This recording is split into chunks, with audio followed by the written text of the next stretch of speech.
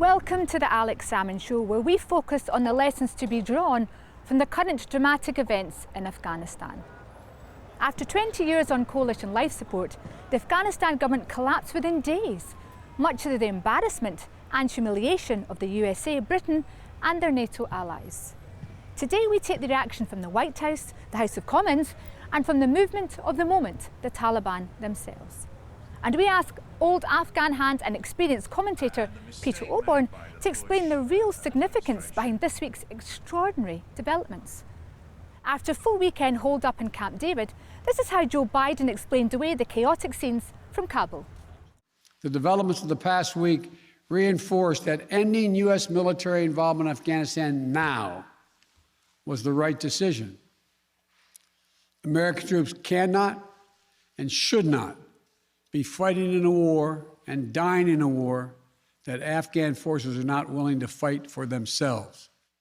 The President was making the best of a bad job, but the UK Defence Secretary Ben Wallace was more emotional when he broke down on a local radio station.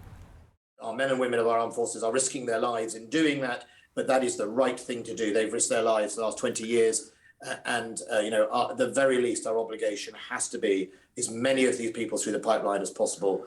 But I think I also said, and it's a really deep part of regret for me, that some people won't get back. Some people won't get back, and we will have to do our best in third countries to process those people. This was somewhat surprising, since there was no evidence at all that the evacuation centre at Kabul airport was even under attack, despite the chaotic scenes of people desperate to leave. When the Commons met on Wednesday, the mood was sombre, but the air full of recrimination. They gave their all for our safety, and we owe it to them to give our all, to prevent Afghanistan from once again becoming a breeding ground for terrorism. Because no matter how grim the lessons of the past, the future is not yet written. Can I just bring him back to the statement by the President of the United States the other day? Does he not agree with me that this took on the terms, really, of a sort of shameful excuse? When he blames the Afghan armed forces, who have lost nearly 70,000 in trying to defend Afghan, when corruption had stripped away much of their pay, their money, their support, and the American decision to withdraw the aircraft cover was almost certainly going to lead us, does he not think that that is shameful? The British and Afghan people will have to live with the consequences of the Prime Minister's failure. We have fought for 20 years to rid Afghanistan of terror, terror which threatens our security here in Britain and liberty in Afghanistan. The Taliban are back in control. The Prime Minister has no plan how to handle the situation, just as he had no plan to prevent it. What we've won through 20 years of sacrifice could all be lost. That is the cost, Mr. Speaker, of careless leadership. Thank you. In July of this year, both President Biden and my right honourable friend, the Prime Minister, indicated that they did not think that the Taliban was ready or able to take over control of the country. Was our intelligence really so poor? Was our understanding of the Afghan government so weak? Was our knowledge of the position on the ground so inadequate? Or did we really believe this? Or did we just feel that we had to follow the United States and hope that on a wing and a prayer it would be all right on the night? I'm sad to say that the scheme announced last night by the UK government and today by the Prime Minister doesn't go near far enough or fast enough. It could only be right that the number of refugees we welcome here reflects the share of the responsibility the UK government has for this foreign policy disaster. The Westminster parties seem to agree that the UK's role was now to open its doors to refugees. All very laudable, but it will leave some 38 million Afghans still in their own country. However, there was little reflection from the current crop of MPs on the wisdom of the decision 20 years ago, not just to defeat the Taliban, but to attempt to occupy and nation-build this country. This task was embarked upon despite every clear lesson of history from Alexander the Great to the British Empire to the Soviet Union. Every invading army marched into Afghanistan easily and everyone came out bloody. Meanwhile in Kabul, the victorious Taliban confounded their critics by offering conciliation instead of barbarism. This is what they had to say. I want to give assurances to all compatriots, those on the opposition side as interpreters involved in military actions or those who helped in civilian sectors. We have granted them all amnesty. We don't want to take revenge on anyone, and those youths who are talented and are from this soil, we don't want them to leave, never. They are a valuable asset. They must stay in the country. God willing, and according to Sharia law, we will let women work and participate in activities. Women are the main symbol of our society. We respect them. Women will participate in different sectors of society, although according to the Sharia law. So this week for the Taliban, game, set and match in the military campaign, and round one in the new propaganda war, which has largely replaced it. For 20 years, commentator Peter Oborne has followed the conflict in Afghanistan from the dawning of Operation Enduring Freedom until this week's total collapse. Today, he speaks to Alex about the real lessons behind this week's epic events. Peter Oborne, thanks once again for joining me on the Alex Salmond Show. It's a real pleasure, Alex, particularly at this momentous time. Let's go back to the beginning. 20 years ago, in the aftermath of 9/11, this coalition put together, NATO involvement, takes over Afghanistan. But the objective then was to find Osama bin Laden and stop Afghanistan being a base for international terrorist action. Basically, what happened? Remember, it was a very well-executed operation to begin with. The Taliban vanished almost at once, and the collection of neoconservatives surrounding George Bush embarked on the enterprise which took them to Iraq and to calamity around the world. But there wasn't any shortage. I mean, I remember the debates in the Commons in 2001. I mean, I took part in them, and myself and Tam Dael, Peter Tapsell, that redoubtable voice in the Tory backbenches in these days. All of us, and many more, said, look... Jeremy Corbyn, I think. Let's just give a little nod. Absolutely, to this Jeremy Corbyn. Jeremy Corbyn. And others said, look, beware of mission creep, do the job and get out. There was so many illustrations from history, from Alexander the Great to the British Empire to the Soviet Union. Why on earth did people think it was going to be any different this time round? It is bizarre. It was the British, in a funny way, who pushed it the second time round when they were being driven out of Iraq. Do you remember about 2005-06? And I think they wanted to retain a role. And so they asked, or suggested disastrously, as it turned out, that we went to Helmand province, which is where the bulk of the very brave British soldiers lost their lives. You know about that. I remember discussing it with you at the time because of the involvement of Scottish regiments. Now, you've an old Afghan hand. You've made a film about the Taliban. I mean, 10 years ago, you were making a film saying, waiting for the Taliban. When you made that film back in 2010-11, was there a widespread expectation, even at that time, that the Taliban would be back? I think there was. I think that there was never any doubt that the Taliban had not gone away. Like any guerrilla army, it had just retreated into the population. But it was a very memorable experience, having the honor of speaking to ordinary Afghans, which is what we did. Young girls or young women who were going to school and envisaged careers as lawyers or as bankers or as politicians or as school teachers or doctors. And for them, they were really afraid. Already they were thinking that they were experiencing threats and so on. And for them, the return of the Taliban, they all told us, was really really an awful thing. But at the same time, I spoke to a lot of businessmen, particularly in Kabul, who told us the exact opposite. They said, we can't run a business under the chaos and of the current, I think it was the Karzai government still then, the extortion, the corruption, kidnap threats, horrible tortures inflicted on them. And they yearned, not because they supported the Taliban, but they did remember that under the Taliban there had been law and order. And that is it's very easy for those of us in Western countries where we can take for granted an element of law and order to think it doesn't matter. But if you're trying to run a business with organized crime gangs coming after you all the time, it's a different matter, I think. And I was very struck then by the desire of decent people just to get to return to normality. And for them, the preferable normality was the Taliban.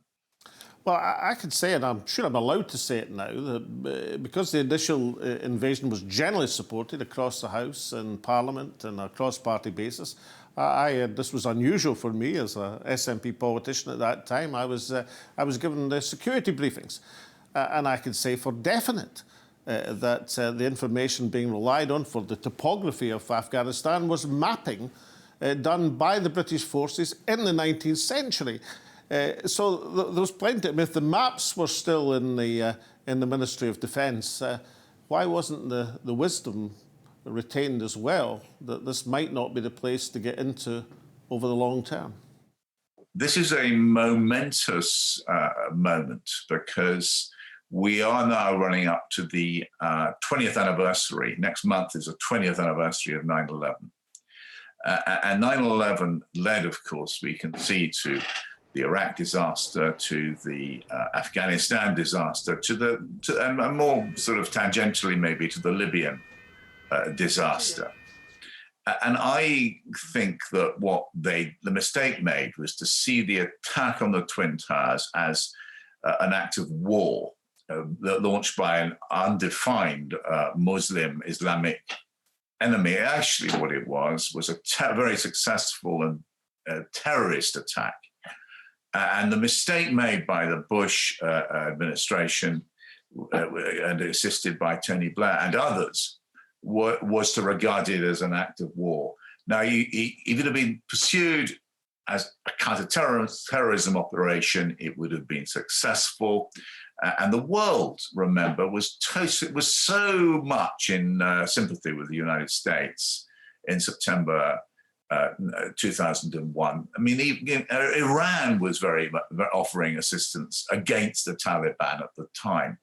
And those friendly advances were repudiated by the United States, which chose instead to embark on this nonsensical war, clash of civilizations adventure, in which they were taking on what they saw as an organized Muslim enemy, which actually didn't exist. There probably weren't any more than a few score Al-Qaeda operatives existing in and around Afghan by the end of 2001. Join us after the break when Alex continues his discussion with journalist and broadcaster Peter Oborne. We'll see you then. Welcome back. Alex is in conversation with Peter Oborne about the ongoing situation in Afghanistan. Let's look at the implications. Firstly, for America, because the story began in the attack on the Twin Towers, and successive American presidents have been embroiled in these conflicts.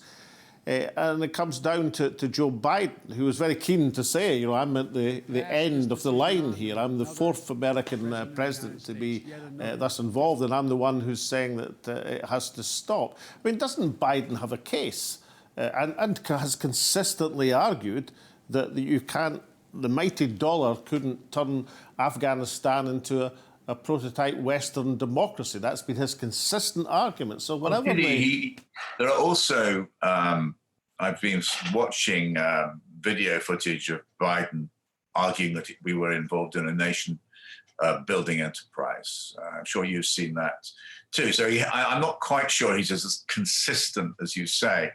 And so America has been made to look ridiculous. And there are going to be consequences for the United States of the 9/11 attacks. has got an event which has echoes of the fall of Saigon.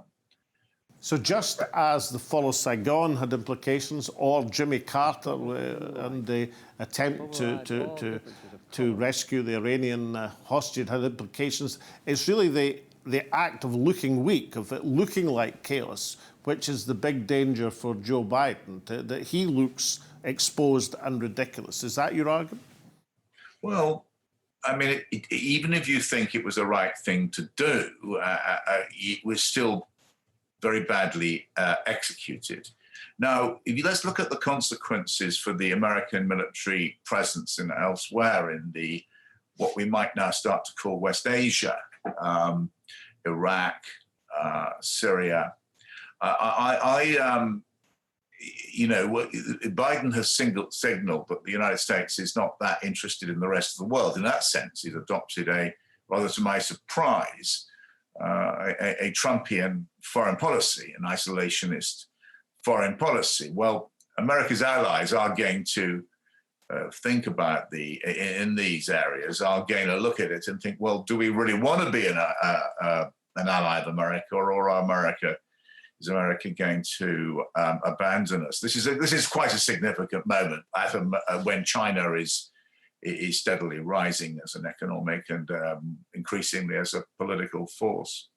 And how about for Britain? I mean, there was this revealing moment when Ben Wallace, the Defence Secretary, sort of broke down on LBC radio, but even more revealing was his claim that after Trump started to treat with the Taliban, he actually considered building an alternative coalition to support the Afghanistan government. Was that ever feasible, that you could replace the United States in that venture? This is another profound point we have to take away from this. I think that Western countries, for the time being at any rate, have lost the ability or the will to take casualties and so they're not going to stay in a place like Afghanistan where they can be targeted. But wouldn't a more practical thing for a Defence Secretary to be doing would be to send in the Royal Regiment of Scotland to hold the airport for a few days, instead of theorising about how to hold a country for years? I take my hat off in a way to Ben Wallace. He saw that there's clearly been a split between the United States and Britain. Britain wanted to hang on, and I think that the epic rapidity of this collapse and the scenes we've seen of people trying to escape from Kabul, there was a sense of honour towards the Afghans who have supported the British Western presence, and I think Britain, to its credit, actually, has felt more of that sense of honour than I'm afraid the United States. Let's compare and contrast the United States ambassador, who reportedly scuttled as soon as he could. And that's a deep moment of shame for the State Department, I should say, and the United States, which he represented, against the British ambassador, who, there he is, he's still there, hanging around as long as he can, signing visa forms to get to Britain. And actually, Britain has conducted itself, partly due to this splendid emissary we have in Kabul, with great honour. But how about the Russian ambassador who's taking selfies of the streets of Kabul? Yes, and I would say I don't know why. It's very early days, but the Taliban appear to be behaving with great restraint. There's been no bloodshed in Kabul. There have been reports elsewhere, but it looks that there's been a big disjunction, actually, between the press reporting of this and all about the carnage of the Taliban and what we've actually seen, which has been much more restrained so far, including towards women. It's very early days, and we may be getting false reports. Now, the Russian ambassador is staying, and I don't know quite why we would leave at the moment, because the Taliban is not committing atrocities that we can see, certainly not in Kabul. But isn't that the single significant claim that the coalition forces could make, that there has been an improvement in the life chances of so many Afghani women over these last 20 years? And is there any real hope that the freedoms they've enjoyed and the education they have been entitled to, is there any hope that that will continue under Taliban rule? I agree with you entirely. I think it is an enormous achievement, and it's not just the West. I think a lot of this is all framed in terms of the West. Remember, we're talking about a country which has its own traditions and independence and magnificence. It's exceptionally lovely people and a very beautiful place, by the way, where you can always, in my considerable experience, get a lot of hospitality and warmth. And yes, there has been a wonderful change towards education for boys and girls in particular, because there wasn't a lot before. There's been a great advance. Kabul itself was, if you go back 20 years, it was pretty well destroyed. And now it's quite a flourishing, modern-looking city in many ways. So these are changes, and I think that the coalition presence has done some good. It's looking, early days, but looking really hopeful in that way. And that would be indicated, Peter Oborne, in that extraordinary press conference a couple of days ago where the Taliban gave all sorts of assurances of no reprisals, that life would go on and a more effective government. That rather took the Western press corps by surprise, did it not? Well, it made a nonsense of a lot of the Western press reporting, which was stuck in these kind of Orientalist sort of reporting of subject matter, which they were only capable of dictating through Western eyes. But so there is every reason to hope that that this will be a different kind of country than the one which existed 25 years ago. But let's see. Peter Oborne, the impact of this Taliban victory on Afghanistan's near neighbours, Pakistan in particular. The Taliban now have an army of 65,000 people, thanks to the American State Department and the Pentagon, superbly well equipped with American weapons. Is this a threat to their near neighbours, or will there be celebrations in Pakistan that the Taliban are now their neighbours? Pakistan has got to manage its relationship with the new regime in Kabul, and I would have thought it will do so in a sensible way. And I don't think it's our business to try and tell Pakistan what to do. That's what George Bush, who threatened to bomb Pakistan into the Stone Age, said that to President Musharraf, or his people did 20 years ago. And I hope that we have the wisdom to leave Pakistan to manage its connection with the Taliban.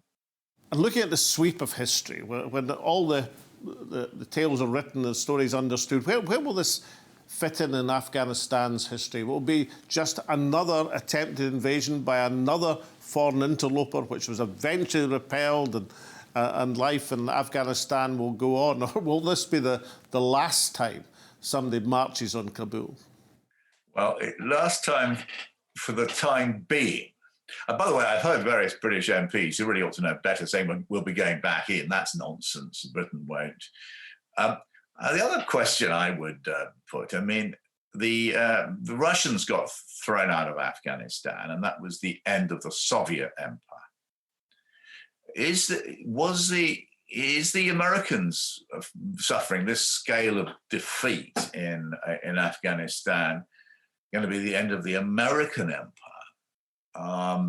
Certainly, I think it is in in that part of the world. I think that but it's got deep implications for what we should no longer call the Middle East, but we should start to call West Asia. I think the Americans are going to retreat in on themselves. I don't think the United States of America will collapse in the way the Soviet Union did, but I think it's going to have a different perspective on the world. Peter Oborne, thank you so much for joining me once again on the Alex Salmond Show. Thank you. More than 30 years ago, Soviet troops withdrew from Afghanistan in disarray. What followed was the total collapse of the Soviet Empire. This week it was America and her allies who turned and fled from Kabul. Will this presage the end of the American empire, or at least of America as a dominant world power with the appetite to impose its military will worldwide? However, if this was humiliation from America, they were not alone in their embarrassment. Virtually the entire Western media was hysterically predicting a bloodbath in Afghanistan, only to be faced by a victorious Taliban who sounded conciliatory, even magnanimous, in their moment of military triumph. Now, it may be, of course, that the warm words from the Taliban will be replaced by descent into barbarism. It may be that lives of women and girls in the country will become increasingly difficult, and all of the great gains made in education and basic human rights will be reversed.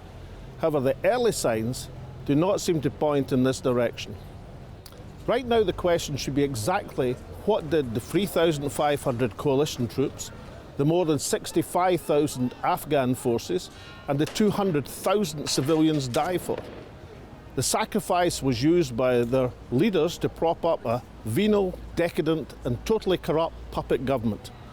That river of blood is squarely in the hands of those who supported this long, desultory, neo-colonial conflict. And then there's the treasure expended. $900 billion by America, $30 billion by the UK, and $20 billion by Germany. That sort of expenditure on constructive, targeted aid could have turned Afghanistan into a paradise on earth, or lifted countless millions across the planet out of poverty and misery. Of course, the combatants in this latest Afghan war have an obligation to take in the inevitable exodus of refugees. However, the important issue is not just the tens of thousands fleeing, but the fate of the 38 million Afghans who stay in their own country. Perhaps it's time, after 20 long years, for the Western world to develop a viable non-military strategy to improve the lot of the people of Afghanistan. And so from Tasmina, myself, and all at the show, it's goodbye for now. Stay safe. We'll see you all again next week.